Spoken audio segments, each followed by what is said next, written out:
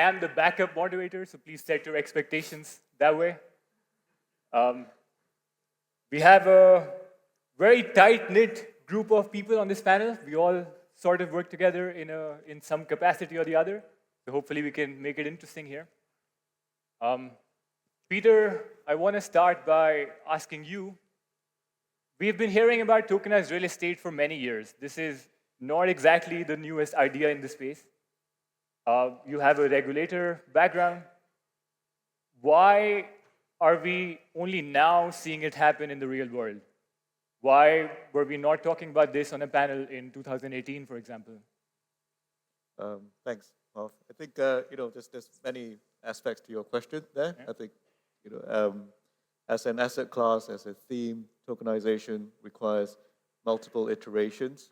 So there's never one magic bullet here, yeah. Right? So from proof of concepts down to working out what type of assets work, whether it's real estate that's in construction, whether it's real estate producing the income yield, working out exactly how you fractionalize these assets, what the differentiation between fractionalized real estate versus REITs, for example, which is also a partial right to real estate income streams. Those things take time to figure out, right? So I've been asked on so many times this year, things is part of the journey of tokenization, and people learn as you go along. I like to use the example of e-commerce. We didn't buy things online overnight. It took many, many years to get there. It took many, many years before you felt comfortable putting your credit card into a website. And every year, things iterated into a better version of that. And I think we're on the same journey in tokenization as well. You asked the question from a regulatory perspective. So those things also need to be worked out, what the risks are, particularly from a consumer protection angle, from a DeFi Web3 angle. Once you put stuff on chain, how do you ensure that compliance risks are adequately managed? So these things will all come together. I think right. Time, effort. It helped that we had a winter as well, so people were focusing on building rather than shilling. So that was good. Infrastructure was also a part of it? There was not enough infra and crypto to do this, or was it always there? That's a really, really interesting question, right? Tokenization can happen at many, many levels. I think we're at the first stage of it, where the front end of it is now on chain, right? Mm-hmm.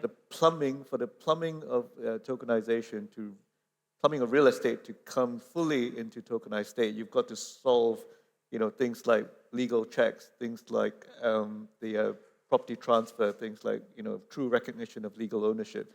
Those, again, take more time, right? And require change of legal frameworks as well. So that requires both regulatory input, but also legal input as well. So we've just come back from, say, Switzerland, where, the legal framework there, for movable assets at least, not for real estate, is very, very open to true tokenization, where the legal ownership is recognized on chain. And you see stuff like that in Luxembourg and Germany as well. I think, as things progress, regulatory frameworks will improve consumer protection, but legal frameworks need to kind of recognize tokenized assets as well, so that there is legal certainty and you don't have dual records of ownership. Very interesting. I'm also just coming from Switzerland straight here. And on that note, which regulator in the world do you think is the furthest ahead when it comes to real estate tokenization specifically? And if it is the UAE, just to make it interesting, what's the next best one? Be careful. Yeah, I think there are very, very innovative discussions happening here in the UAE, which will put Dubai in particular ahead of the curve when it comes to tokenizing real estate, in the sense I spoke about, where the token is the thing itself and not a representation of the thing. Yeah, I mean, it makes sense. We have nothing to do originally with the UAE, but we decided to come here and start our tokenization process from the UAE simply because the infrastructure and the regulation is by far the best in the world, maybe. But Switzerland is also interesting, so I would be maybe looking there as well. Riz, a lot of people in crypto have an issue that there's a lot of projects, there's a lot of money going around, but there's not a lot of users that actually use applications in crypto. You are someone here that has the most real-life users for application, even though it's Web 2. Where do you think, in your customer's journey or how they experience the fractional real estate ownership, how can we improve as people that are tokenizing this? How can we improve? Hi, everyone. Thanks for saying that we're just Web 2. I appreciate that. Where was the first moderator? So yeah, just to give everyone a bit of background, right? So for 2018, if I rewind, what the general investor wanted was generally someone in Dubai that wanted to put a bit of money into Dubai real estate. And that was the problem that Smart Crowd was trying to solve. So we got the first crowdfunding real estate regulated license in the Middle East. And that was the problem we started solving for years and years and years. And now what we're looking at is a different type of problem. That problem is someone coming, and that's why we've started working with the state protocol, is someone that says, look, I've got quite a lot of money, I've made quite a bit of money in crypto, for example. I'm looking for sustainable yields. I'm looking for a hard asset. I'm looking for something that is pegged to the dollar, ideally, and also in a tax-free environment. And so that's what we're trying to solve right now, and that's what the big customers are coming to us and saying, solve this problem now. We solved the previous problem, and we've got over 10,000 investors. We do tens of millions of dollars of AUM every quarter. But now this is the key problem that we have to solve for people in this room, right? That say, look, we have this objective, and we have this kind of currency, which is the cryptocurrency, and we need to get into that. But also the other part of it is, how do we make sure that this is liquid, right? So again, if you're in crypto, you're used to this liquidity. In normal kind of the meat space of owning an asset and running an asset and then eventually selling it, it's not that liquid. It's just think about owning a flat or anything. It's not, you can't liquidate it overnight. With Smart Crowd, you can liquidate it, but it'll take maybe a couple of months to go and liquidate your shareholding. What tokenization allows is that almost frictionless ability to trade. And not only that, when you have a token on blockchain, you're also able to leverage it, which is something that we can't do right now. So our structure is we have an SPV that is regulated, it owns an asset, and maybe the four of us own an asset together and we own 25% each.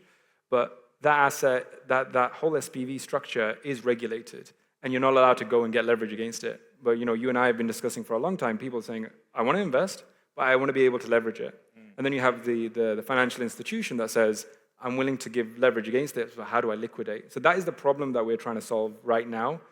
The demand is, if I go back 2 years, 3 years ago, it wasn't necessarily there, but as Dubai actually has become more on the global stage, a presence, where actually people are finding that this is the place where, again, dollar-denominated, no tax, hard assets, the sustainable yields, and so this is the problem we're trying to solve now. So we don't have the solution right now in a regulated framework, but working with the state protocol, we're able to offer that solution in a whole at the moment.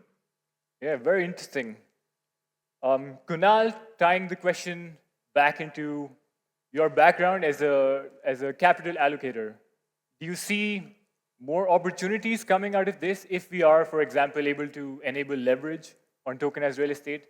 Do you think that would make it more desirable for somebody who's trying to invest into real estate? I know you do that. Would that become a reason for you to choose tokenized real estate over traditional real estate? Or there's more reasons? Or there's no reasons? If we are estate. Yeah. So, multifaceted question. I actually think when you use leverage, when you talk about leverage, I think you're spot on. That's the massive opportunity. I think of it more as collateralization. And I think we also have to look at, I know we're here to talk about real estate, but we have to remember real estate is an asset class. And I think the beauty about tokenization is it allows you to, if we can get to collateralization, and this will take time. You asked about where we are along the curve, it'll take time, but if we can get to the point that I can be using my real estate, borrowing against it to invest into other, it's not just into other real estate, but into other financial assets, especially if you're talking about on a fractional basis. Now, if you are an ultra-high net worth and you have the right banking lines, you can do that anyway. That does take longer, but you can do it. But we're talking about for for the mass market. Once you can do that, I think huge opportunity comes up because real estate is very different in terms of risk spectrum from other asset classes you might be wanting to invest in. So I think that's where the real opportunity is. I know you mentioned other, comparing it, we talked about REITs and real estate. I actually see it as very different. That's because, to me, I think real estate is still quite an emotional market. People do want to be able to say, that apartment over there or that building over there. They don't want to talk about owning some sort of blended bond of debt, commercial property, et cetera, and some REITs set in the US. So I think you have a lot more advantages about tokenization. But when we talk about the leverage factor, I think it is super important across all assets that we want to tokenize, and that will allow people who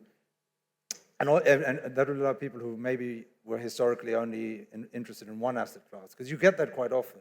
Tribalists, so somebody's into property, they do a lot of property. They don't do a lot of anything else. I think what we can do when we look at real world assets as a whole is you can educate people and make it very easy for them to trade against other assets. I also think one of the biggest advantages of tokenization is if you think of people who've done well in property, quite often, if you were in the UAE at the right time, you did well in the UAE. But then you heard Miami was hot. But you can't really trade, you can't invest across the region, across the globe, unless you're a very sophisticated investor. And I think that opportunity on tokenization will be phenomenal. And when you talked about the regulatory side of it, I do believe whoever goes first is just going to set the footprint for people to follow. And we want that, because you do want a situation where you said Switzerland, I want to be able to sell here and buy Switzerland, or vice versa, or anywhere else in the world.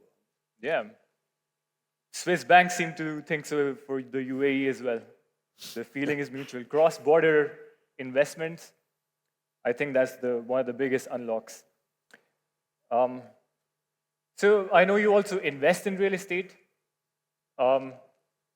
Why would a property developer, like if you were Mac Group, for example, Peter, maybe you can chime in here. Why does Mac Group prefer to tokenize their properties, or any other developer, as opposed to selling them the traditional way? Kunal, you can start maybe. Yeah, I don't think it's preferred. We haven't got to tokenization yet. You remember, we're disrupting centuries-old industry here. Again, not just in real estate, in finance, across the board. But there is a world, if you look around, yesterday I saw Tether, there's $120 billion worth of stablecoin out there. That is not coming into the traditional property market for developers. So they're unlocking pools of capital. That's step one. Also, understanding where the puck is going. That's going to be a much, much larger proportion. We all believe that. Your 120 billion of stable is going to go significantly higher. And people, I think, unfortunately, the younger generation don't necessarily want to own as much. They don't want to own their own property, but they do want to have the ability to invest across multiple properties, so in little pieces of each one. So I definitely don't think they're moving away. They're just adding on. Right. And Peter, do you have anything to add to that? Why would, let's say you have the biggest property developer sitting in this room, why should they tokenize their property on Mantra? To avoid the Kodak moment. I think, look, if you believe in this technology, which I assume 95% of people in this room do, then the true transformative nature of the technology means eventually, legal transactions can be done on chain.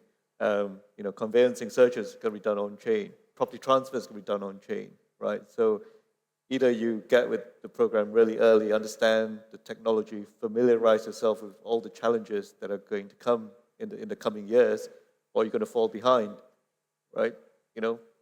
Why would you take a digital photograph 15 years ago? Right? Because there was films, this is useless. Why am I going to do this, right? I want a real photo. Or why would you shop online 20 years ago? You can just walk into a shop, right? So technology is going to transform some of the ways we do things. And I think if you understand that, then again, maybe it's a bit of a hedge, but I think also companies and industries need to understand where Web3 is going to go, where DLT can bring transactional efficiencies. Right. Riz, you talk to a lot of real estate developers, sellers, brokers.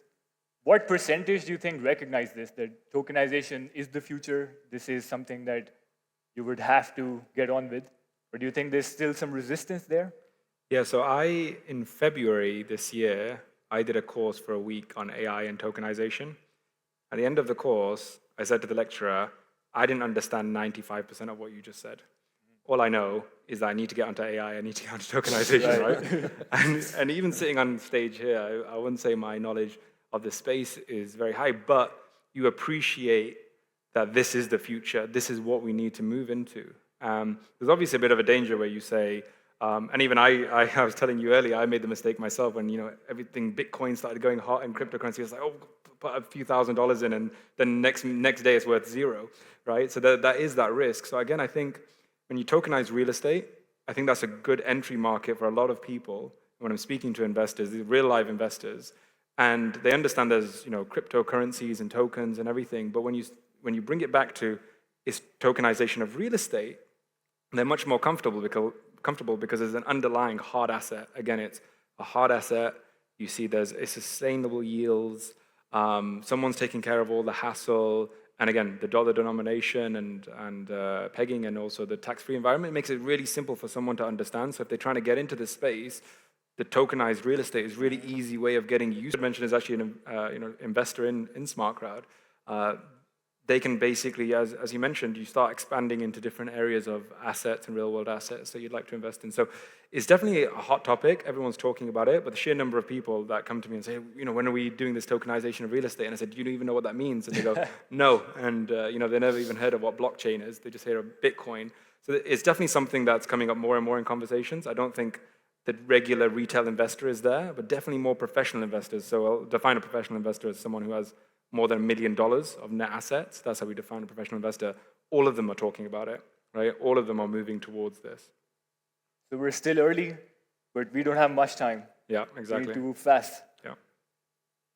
Yeah. We also have a small announcement to make here. Estate Protocol already tokenizes real estate with SmartCrowd.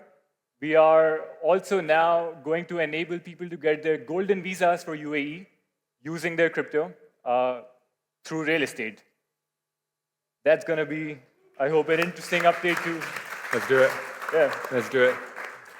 All the crypto nomads we have in the space, hopefully they can benefit from the amazing policies that the government creates here. No further questions, that's it. Thank you.